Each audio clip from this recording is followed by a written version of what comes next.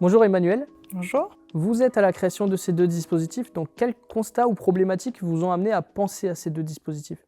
On était en 2021 au sortir, du Covid, donc avec déjà des problématiques, d'attractivité dans la fonction publique territoriale.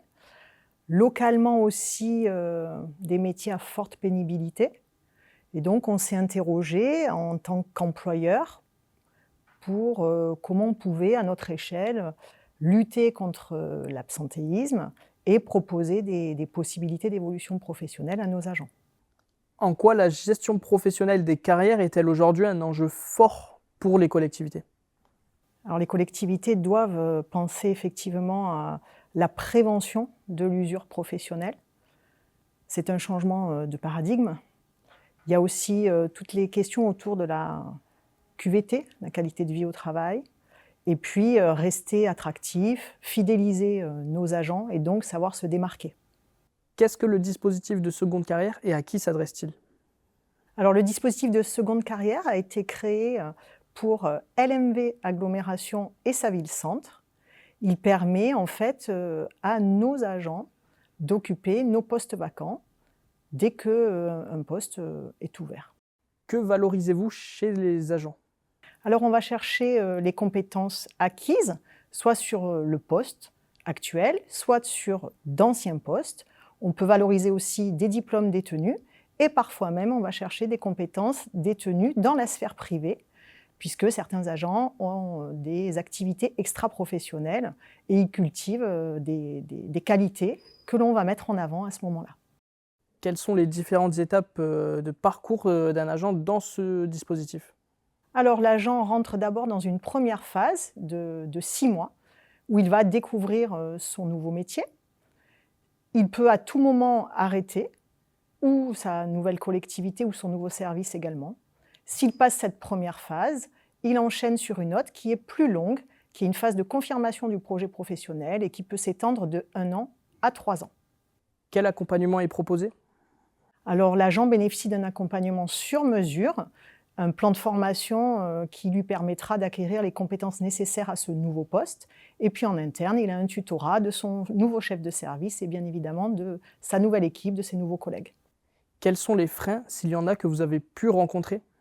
Alors initialement, on a eu quelques agents qui ont eu un petit peu peur d'oser, mais ils ont vite dépassé, cette, problématique. On a eu certains services aussi qui ont eu du mal au démarrage, à accepter que l'agent qu'ils avaient l'habitude de connaître dans un service X puisse occuper un poste des fois diamétralement opposé. Mais c'est un dispositif 100 % gagnant et au fur et à mesure des années, on n'a plus du tout ce genre de frein qui se pose aujourd'hui. Donc parlons maintenant de ce deuxième dispositif, Mutualisons nos énergies. Donc pourquoi ce deuxième dispositif? En fait, très vite, on s'est aperçu qu'on était trop petit à l'échelle de 2 territoires.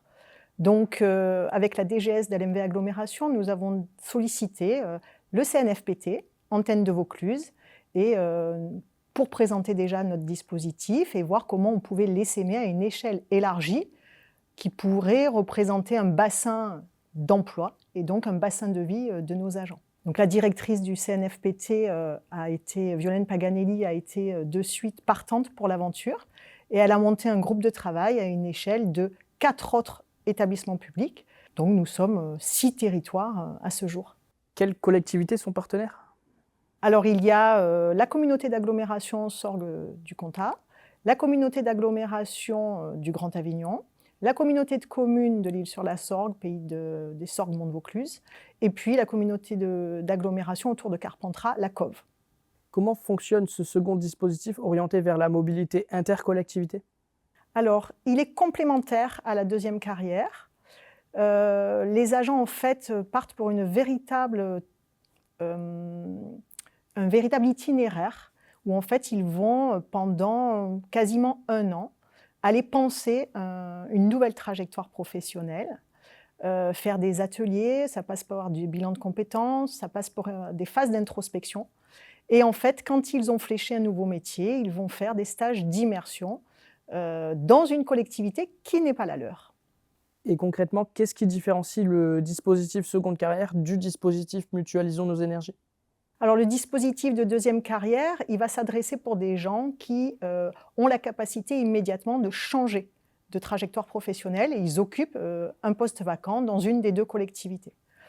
Le dispositif Mutualisons nos énergies pour un nouveau départ va plutôt être destiné aux agents, soit qui seuls ne sont pas en capacité de penser une nouvelle trajectoire professionnelle, soit ont besoin d'un temps de deuil de leur ancien métier ou un temps d'introspection beaucoup plus long. Et donc là, la force du collectif, la force du groupe les aide et ils partent pour une aventure de quasiment une année. Mais à la fin, il faudra qu'ils cherchent par eux-mêmes un poste, puisqu'il n'y aura pas de poste vacant à la clé. Et quels enseignements tirez-vous de la mise en place de ces deux dispositifs? En fait, je dirais que ça a donné un nouveau souffle à des agents. On a vu des agents retrouver une envie, une motivation. Ils ont osé franchir le pas. Et c'est un véritable système gagnant-gagnant. Et pour les employeurs, c'est quand même un moyen de lutter contre l'absentéisme au travail. C'est une manière de lutter contre ou de prévenir l'usure professionnelle. Et puis, l'agent retrouve un souffle. Et les services aussi sont contents, ils gagnent du temps en onboarding. Et puis, les cadres qui voyaient leurs agents, pour certains, en difficulté, retrouvent aussi le plaisir de travailler avec des collaborateurs remotivés. Et ça, voilà, c'est vraiment quelque chose d'ultra positif pour tout le monde. Qu'est-ce que cela a changé dans la culture managériale RH de votre collectivité? Je dirais que ça a permis véritablement de démontrer qu'on était en capacité de proposer des évolutions de carrière dans la fonction publique territoriale. Et la notion de passerelle, puisqu'il y a quand même une logique de mutualisation réelle entre les deux collectivités et puis finalement un partenariat existant entre les 6 autres collectivités, en fait, elle montre qu'on peut oser innover dans la fonction publique et que c'est au bénéfice de tout le monde. Comment communiquez-vous sur ces dispositifs en interne? Alors sur le dispositif de deuxième carrière, on le flèche directement dans nos offres d'emploi. En ce qui concerne Mutualisons nos énergies, avec mes collègues DRH et le CNFPT, on a fait une plaquette spécifique. Il y a une campagne annuelle de lancement. Les agents vont candidater, ils passent des entretiens, et ils vont défendre leur dossier auprès d'un jury composé de DRH.